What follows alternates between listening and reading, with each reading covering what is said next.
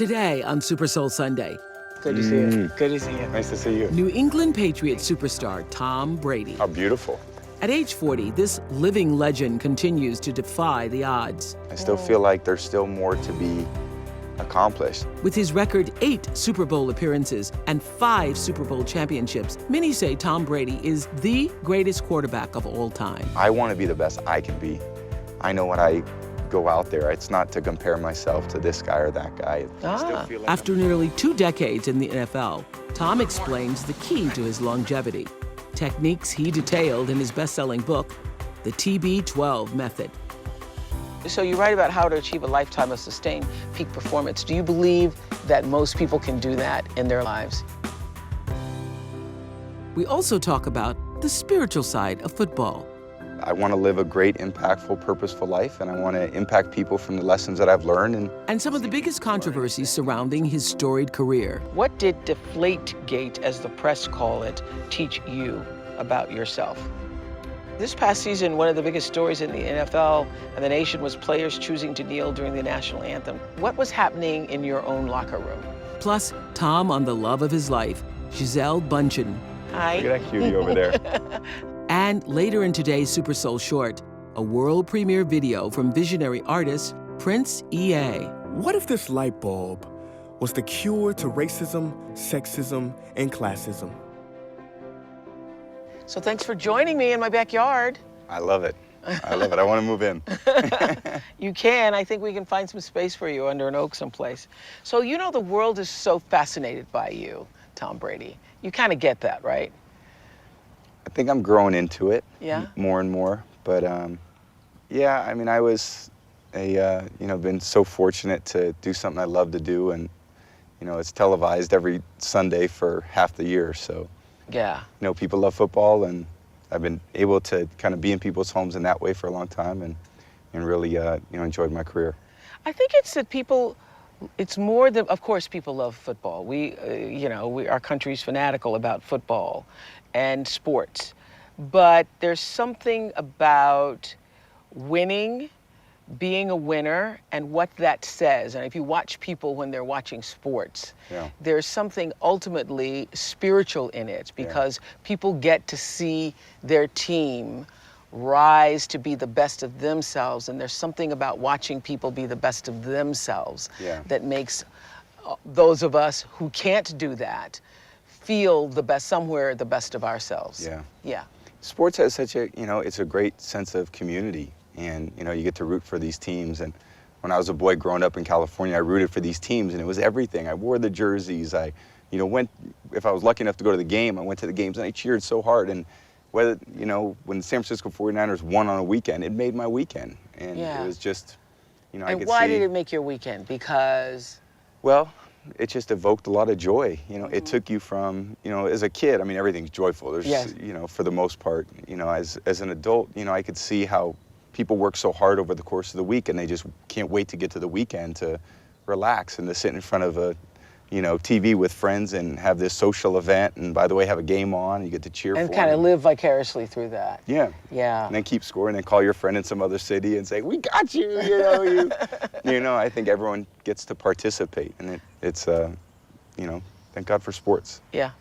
I have to say that I recently watched your documentary, Tom versus Time, on Facebook. Couldn't believe that you, Mr. Private, and Gisele, Ms. Private, that you opened up your life and your home that way. Yeah. And has it been interesting, fascinating, fun? What has it shown you about yourself? Yeah. Looking at your life that way. I love the experience, and I think that it's, life is about stretching, and being outside your comfort zone. And why'd you decide to do it? I think it was just good timing. And I felt like it would be nice to share with the fans more of what my life was all about. Because that's what everybody wants to know. Yeah, well, it's so focused, for me, it's always been, you see me through the lens of what, you want to see a professional athlete as. Yeah. But professional athletes are a lot of other things too. They're people, they're dads. Yeah, they're dads, and their husbands, and they're, you're dealing with life as you go through your career like everyone else. And, because it's only broadcast on a particular, day, and there's obviously a lot of coverage with, the media over the course of the week, but you know, to say, okay, well, this is actually how it really is, was fun for me. And I also think documenting a part of your life, I can look back on that with my kids and say, wow, this is a really cool piece for our family. And I'm really happy about it. I actually was moved by something I heard you say on one of the episodes. You said, spirituality is my deepest purpose. I want to know the whys of life, and I want to know why we're here and where we're going. And I thought, gee, I you know, watching you play football, I wouldn't have thought of you as a spiritual person, or that spirituality was a kind of thing you were seeking or conscious about. But spirituality is your purpose. What do you mean by that?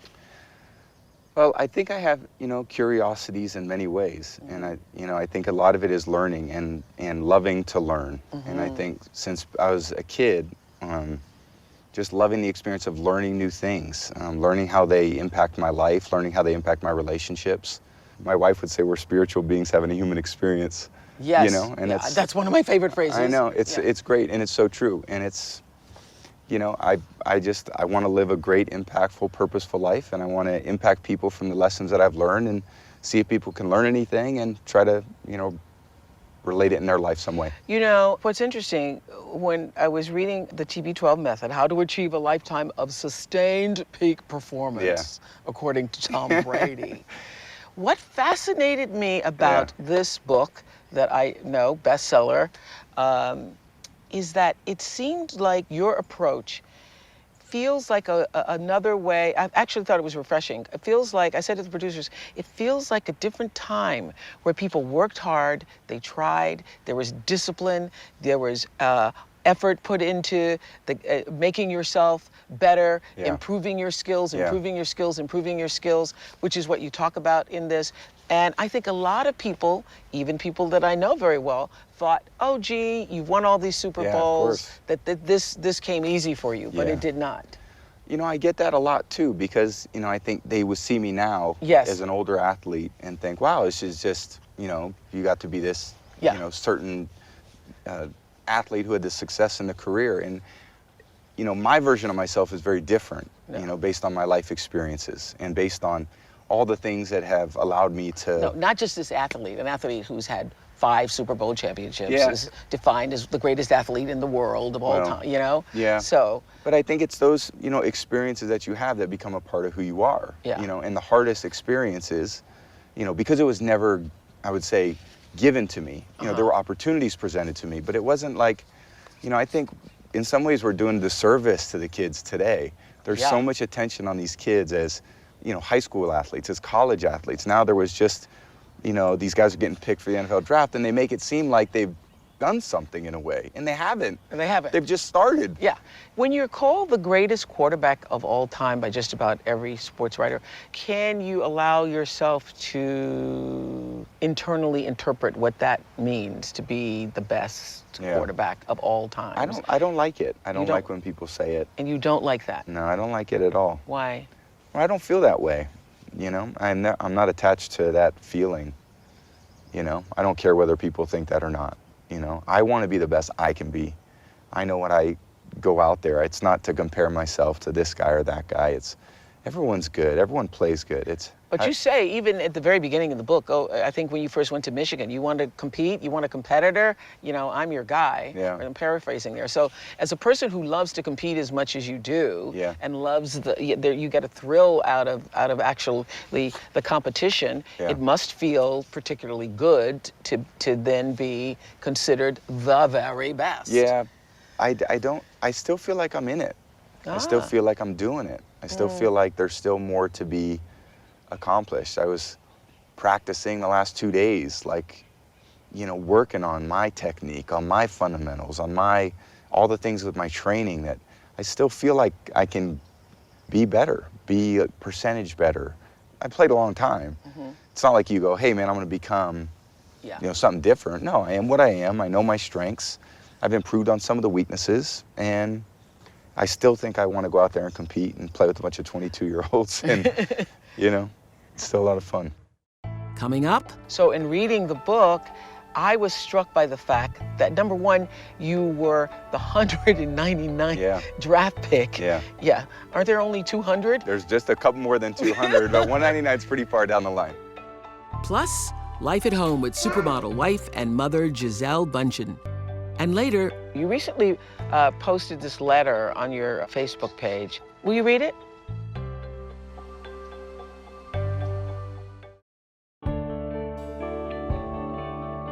Born and raised in San Mateo, California, Tom Brady discovered his love of football at an early age.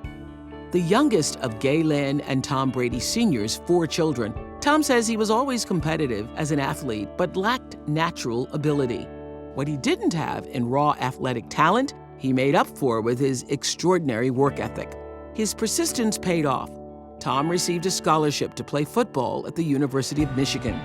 But during his 5 years there, Tom constantly fought for playing time, competing against other, more highly recruited athletes.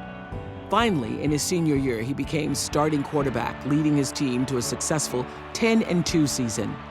After graduation, Tom entered the 2000 NFL draft, hoping to find success at the next level.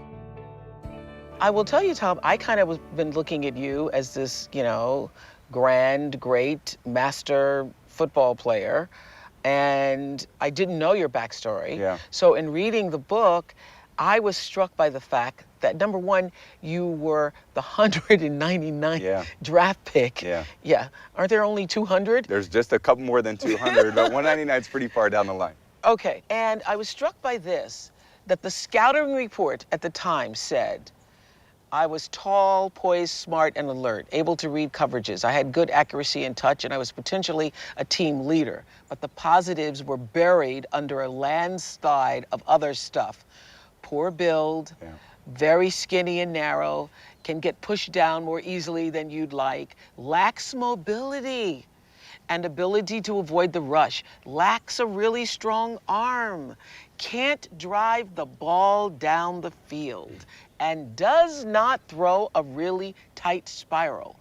And the report ended by calling you a system-type player who's not what you're looking for in terms of physical stature. Yeah. Oh my God, they're speaking of Tom Brady.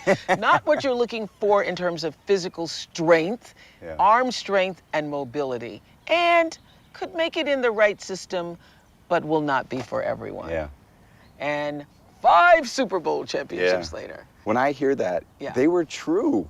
Yeah. I mean, all those things absolutely at that time were true. When you saw that at that time, could you be as open and honest with yourself then as you are now to say, oh yeah, I don't lack arm strength, and were you able to do that, or was this hurtful at the time? Well, no, I think I was a bit naive to maybe some of those things, because I just had in my mind like, oh cool, I went to school and I want to play pro football and I'm going to get picked, and of course I'm going to play. You crazy? Why would you not think that I'm going to be able to do that? And everyone else was like, you should really think about another job, or you should put together a resume. And I was like, why would I put together a resume? I'm going to go play professional football.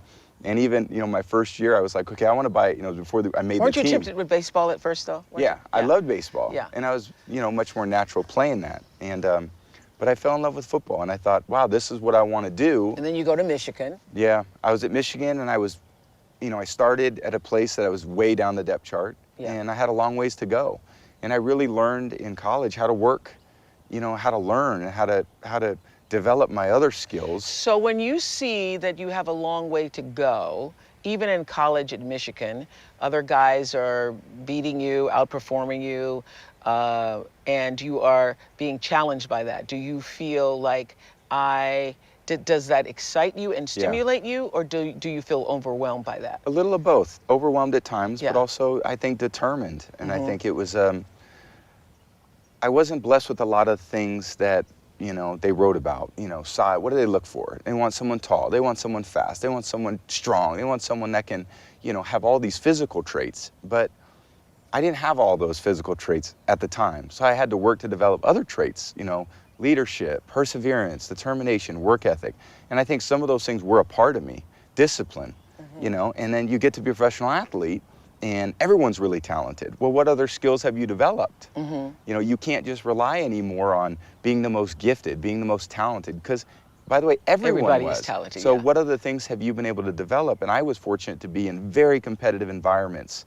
I'm not going to bring the typical, what you're looking for, but if you give me time to develop, I can develop into something that could, be a great leader of a team and be very disciplined and set the tone and, great work ethic. And those are things that I enjoyed then, and I still enjoy those things now. So you write about how to achieve a lifetime of sustained peak performance. Do you believe that most people can do that in their lives, in whatever area of their lives, they can maintain peak performance? I do. I really do. And I think it's up to people to determine what they want to achieve, and I think meeting all these people that I've been fortunate, because I do have a purpose of wanting to use all the things that I've learned over a long period of time, at the highest athletic level, to teach other people what may work for them in their life so they could do the things they want to do. I've been fortunate to learn, the right things, and or what I believe to be the right things, what work for me. So I wrote them down, because people ask me all the time, hey, I want to do it. How do I do it? What should I do? And I said, okay, well, let me think about it, and let me articulate it in a way that people can understand. Are you as crazy disciplined as everybody thinks you are? No, I mean, it depends. Again, I'm an athlete. I depend wholly on my body. My body is my asset. I can't go out there on the field and eat, fast food and expect it to perform. Oh, especially Tom, at this I love level. that. My body is my asset. It is. If I don't have this, if it breaks down, I can't play. I wrote it in the book, when I was a young 25 years old, I couldn't throw the ball. My arm was hurting all the time. And I thought, how can I play sports if I'm in pain? And you thought all you do, ice and come back, because you were always in pain. Yeah, I'm gonna do the same thing, and it never worked. It never worked. And I thought, well, I better think differently if I want to keep playing.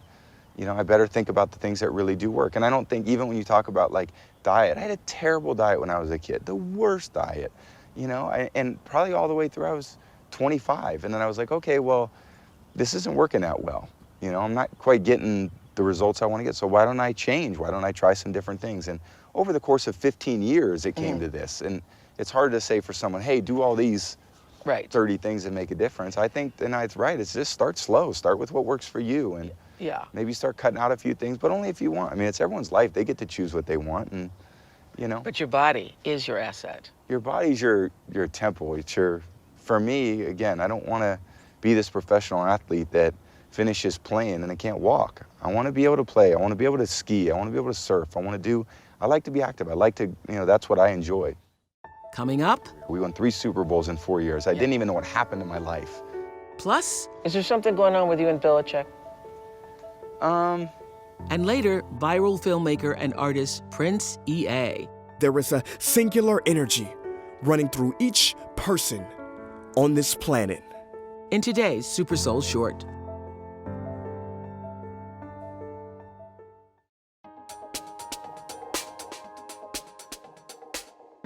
After 18 NFL seasons, New England Patriots quarterback Tom Brady has more Super Bowl appearances and more Super Bowl wins than any other quarterback in NFL history. Well, I know everyone always says there's nothing like the first time for anything. So there's the first win for the Super Bowl, 2001. 2001. Okay, but do they get better? Yeah. They get better. Better. This success early in my career, we won 3 Super Bowls in 4 years. I didn't even know what happened in my life. I came out of college and I was like, we're on this great team and we won these Super Bowls and everyone's like, this is unbelievable. And I was like, what's going on? Like, this is just, everything was happening. And there was all these things to do and place to go and opportunities. And I was so young didn't have the perspective to really appreciate what I was going through. Yeah. And then you spend so much more time for these years where we didn't win a championship. It's not that it's all about winning a championship, but you grow in your life. And then, finally 10 years after we won our 3rd one, I was able to win the 4th one in our team in 2014. And that was like, wow, I had perspective. It was more, it's really hard to do. It's really hard to climb the mountain. And, our team was able to do it. And, that was probably one of the greatest, experiences of my life. Does it feel like the conclusion to all the hard work and all the sacrifice and all the time and all the training and all that? Does it feel like the ultimate and this is the reward for that? And for me, it takes a little time to kind of let it all settle in because, you're digesting a lot of emotions because the seasons aren't just, always, up, up, up, up. I mean, you have, the highs and lows and it's a 5-month season. So it takes a couple weeks, and after a couple weeks, you settle back into your life. And then once you get the Super Bowl ring, then you have a chance to just, I mean, those, you know, celebrations with your teammates, because it's about the relationships I have. That's what my sport has been the greatest thing, is to meet so many guys, to have so many connections with so many people that you care deeply about, because you commit to one another, and, you know, that's what you have for the rest of your life. So how high does a high last? If you win the Super Bowl, months. Months, okay. It goes on and on and on and on, and you just feel good, and then, you know, until you get back, you know, until you really are into the next season in some ways, because you're celebrating. So it carries you all the way through. Yeah, a long time. Okay. How low does the low last? So after that game with the Eagles, I saw your face. Yeah. Yeah. It was a different year this year, and I would say in 2007, this was, 11 years ago, we had, I think, one of the greatest football teams in the history of football. We went undefeated. We got to the Super Bowl. We played the Giants, and we lost. It was a month before I really felt back to myself. It was a nightmare. You woke up the next morning. I said, it didn't happen. There's no way that happened. And then this year, after the game, I saw my wife and I saw my 3 kids. And my little girl and my son Benny were crying. And I went over and I said, Daddy, we don't like the Eagles, you know? And I said, you know what? You don't always win, you know? You don't always win. You try your best and you do the best you can do. And I think because you have the kids, it's not about, you know, you'd love to win. You always want to win. But the sun's going to come up the next day, and you're going to be taking the kids to school the next day. And in some ways, this year was easier for me than it has been in the past. And it's not that I don't want to win the same. Mm-hmm. It's just there's other really important things as well. Really important things in your life. So how long does the low last? This year it was probably 2 or 3 weeks. Really? Yeah, 2 weeks. And does that mean nobody wants to be around you low? No, not as bad. Not as bad. Not as bad. Yeah. I mean, it's just, you know, you're down, you're a little depressed. Yeah. But, you know, it's good perspective too, you know. It's how do you appreciate all the wins if you don't lose? Yeah. But, you know, oftentimes I have found in my own life, and I've seen this with, you know, thousands of people I've talked to over the years, that you learn the most about yourself when you appear to fail, when things don't go the way you want them to go. Yeah. So you learn a lot about yourself. Yeah, and how can you, you know, it's hard to be so critical on yourself when you're winning. Mm-hmm. You know, it does, you know, you're figuring out every single decision you made when you lose, every thought, every action, every step, and you're trying not to repeat those.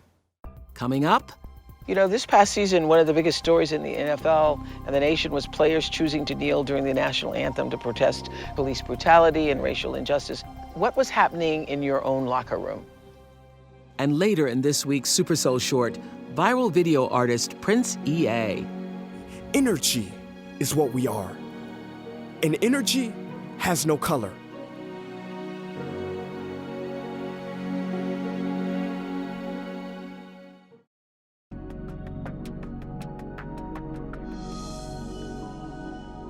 You know, this past season, one of the biggest stories in the NFL and the nation was players choosing to kneel during the national anthem to protest police brutality and racial injustice. Taking a knee divided the country. Yeah. What was happening in your own locker room? I think there were a lot of really good, healthy conversations coming out of it in our locker room. You know, I think, like I said, the great part about sports are the relationships. Mm-hmm. And I've been in it for a long time. I've been with guys from all different parts of the country, every color, race, belief. Background. And, and you know what? You respect what other people, you know, I do. I respect why people are doing what they're doing. And they're doing it for different reasons. Mm-hmm. And that's okay. I just, you know, you can do things for your reason. They can do things for their reason, and you have respect for that. But I thought it was great. Were there healthy conversations? Did you all have conversations about it? Yeah, we had meetings after practice talking about, you know, how we wanted to deal with that particular, you know, situation at a time, whether it was taking a knee. We chose to, you know, lock arms, and we put arms, you know, around each other. You know, we support what people are going through. I've been playing sports long enough. Everyone comes from something different, and I think showing respect for everybody is, you know, in a locker room, a team full of guys trying to go the same direction, you better have that empathy for everybody. That's what sports are about. How would you describe your style of leadership? I try to be very positive, And I think once I develop the trust, I feel like I can be tough on them. Really? But I can't be tough on them before I develop the relationship and the trust. So are you a shouter or screamer? I can be, yeah. You can be? But it's only with people that I, care about. Obviously, I think with a lot of people, it's like, well, if I didn't yell at you, it's because I didn't care about you. But I think you have to have different forms of motivation. I've been around a lot of guys. Some guys don't like to be yelled at. Some guys like to be tormented in a way, and I think you just got to find the right mix. But I love that aspect of my position. They have to listen to me. I'm the quarterback. I'm I'm the one calling the plays. So naturally, they're all looking at you. And I think the greatest thing for you is to believe in yourself. Because if you don't believe in yourself, who's going to believe in you? They can look in your eyes too. Is it true that you have a separate training place where you don't train with the rest of the team?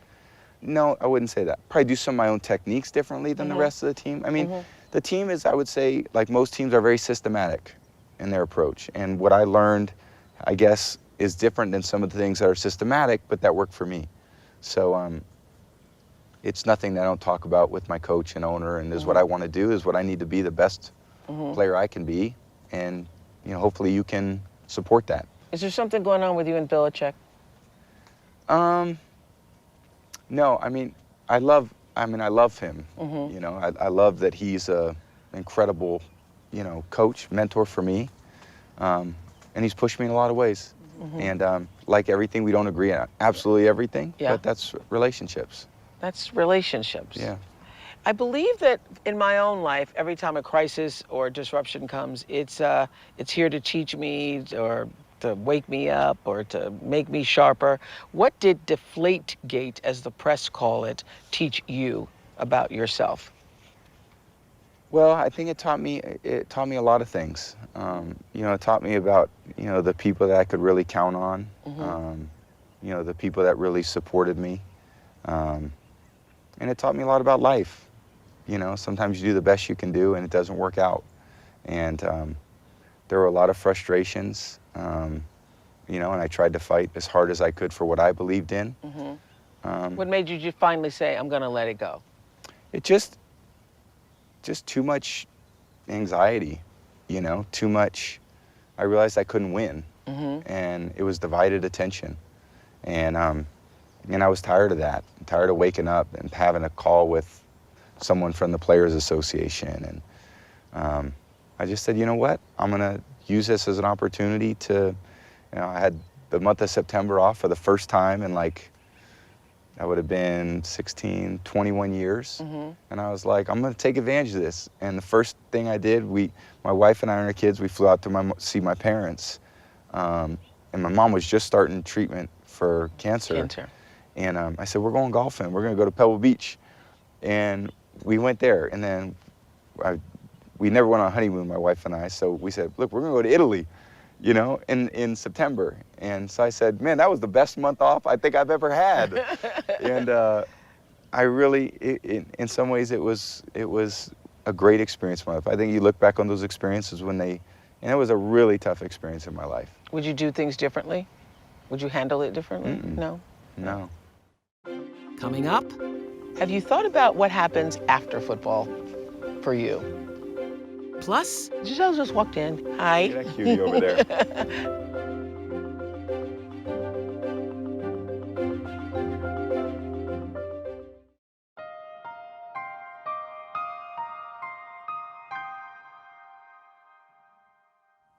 Have you thought about what happens after football for you? I think about it more now than I used to. Yeah. I think now I'm seeing that there's definitely an end coming sooner rather than later. What does that end look like? Is that 43? Is it 45? Yeah. Is it? As long as I'm still loving it. As long as you're loving it, you're going to do it. Yes. So, as long as I'm loving the training and the preparation and willing to make the commitment. But it's also, I think what I've alluded to a lot in the docuseries was there's other things happening in my life too. I do have kids that I love. How adorable.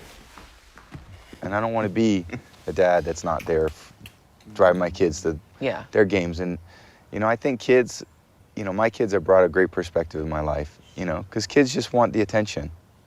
You better be there and be available to them. Yeah. Or else they're going to look back on their life and go, hey, Dad didn't really care that much. I love it. I think it was on the series where is it your son Jack? Where they ask who's your favorite quarterback, and he says Cam Newton. Yeah. Yeah. It was so cute. I know. That's him too. Yeah. I love him. He calls me and says, Dad, I got fantasy football. Who should I pick? You know, and I think that was the same episode where you kissed your son, and then the internet blew up. I know. What did you think of that? I don't know. I grew up in an affectionate home. The internet blew up because you kissed your son on the lips. Yeah. And your son kissed you on the lips. Yeah. And you had said to him, come back here, that was just a little peck or something. Yeah. And then he came back and he just sort of landed one. It's like to say, is this good enough for you? Yeah. Yeah. He's always like, I say, you know, give me a kiss goodbye, you know? And that's what he is. He likes to come over there and he puts his head in there. And I said, no, that's not how we're doing it, you know? And like I said, when I grew up, it was just part of our family. That's how your father treated you? Yeah, my mom kissed me all the time. My dad kissed me. I got hugged, I got tickled, I got kissed. So naturally as a father, you know, that's what I do with my kids. I hug my kid, I kiss my kids, I tickle them. And it's just, I don't have a problem showing the affection.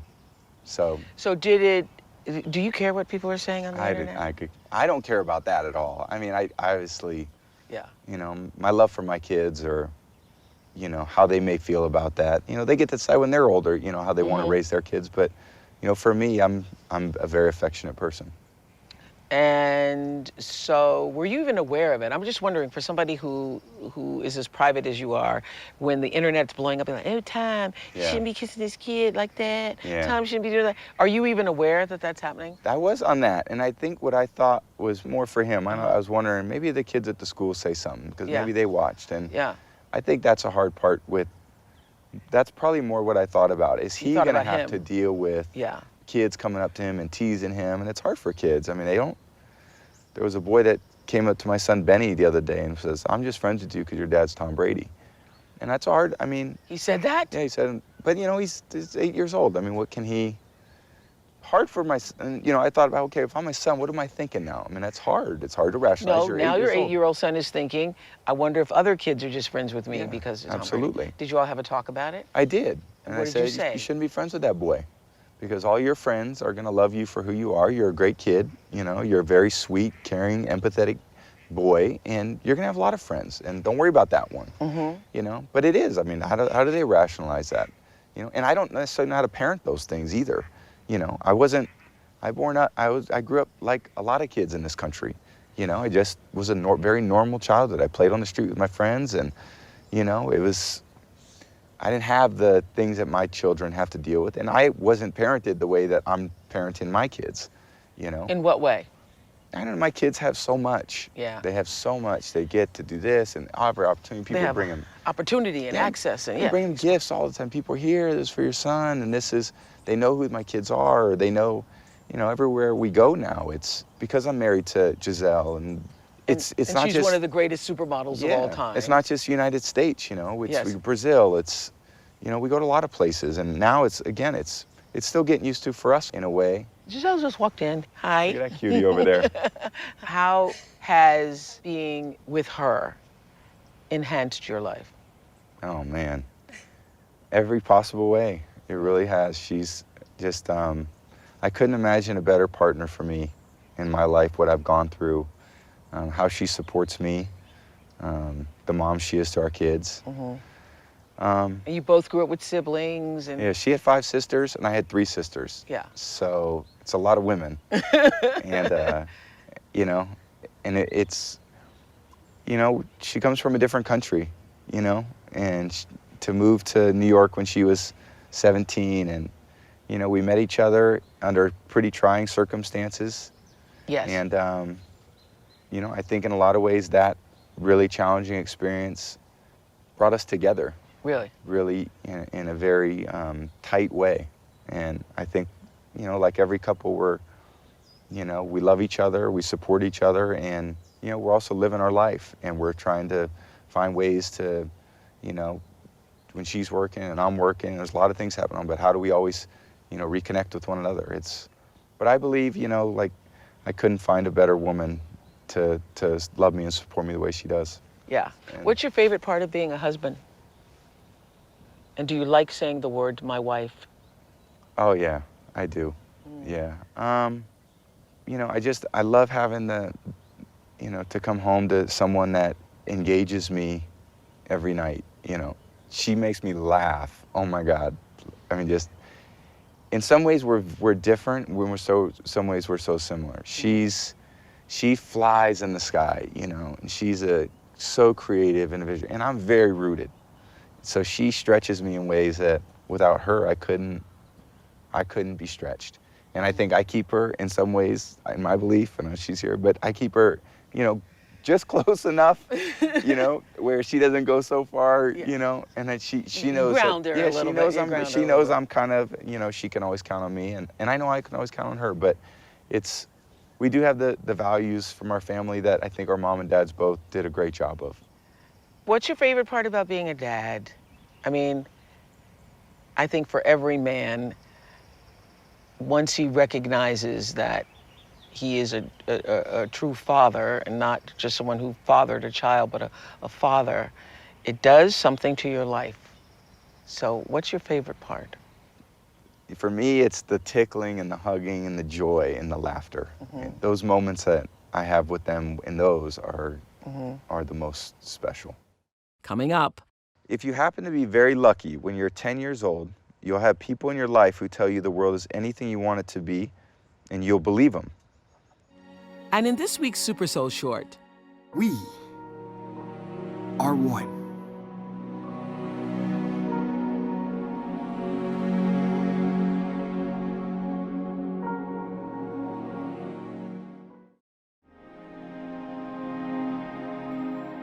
You recently posted this letter on your Facebook page that I want to just end with. Will you read it?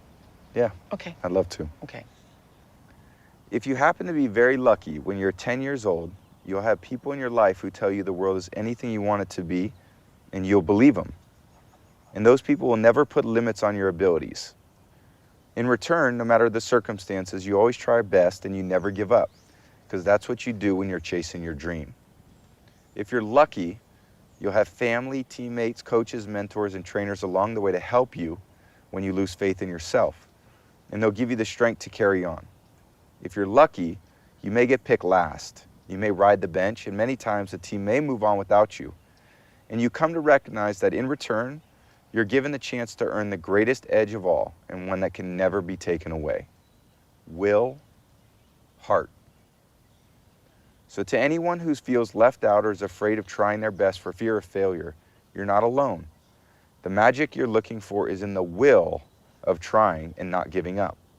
The love of your dream is in your heart.